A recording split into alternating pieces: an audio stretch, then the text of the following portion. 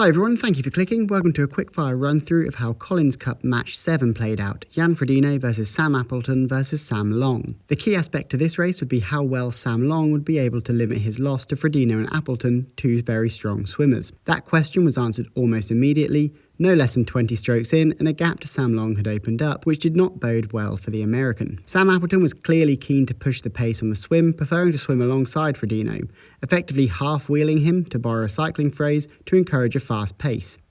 Appleton was aware he would need to stay with Frodeno and open up a gap on Long to give him a chance at securing some points for Team International, a strategy that was working well for Appleton so far. From this shot here, we can see Frodeno managed to open a small gap to Appleton, but nothing major.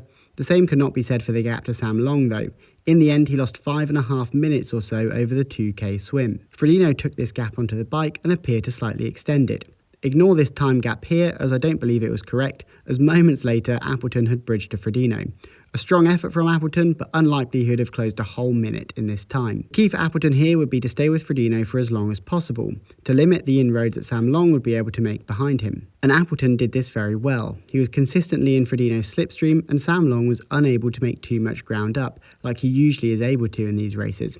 And at the turnaround point here, we can see Sam Long is still a way off of these front two. Rain began to fall midway through, and we saw an uncharacteristic wobble from Frodeno. He kept it up though and came into T2 alongside Appleton. Sam Long put in a strong ride considering he was solo for the entire thing, however he could only claw back 45 seconds and was still the best part of 4 to 5 minutes off of the pace. As became a bit of a theme during the broadcast, we only really saw shots of Jan Frodeno up ahead in the lead.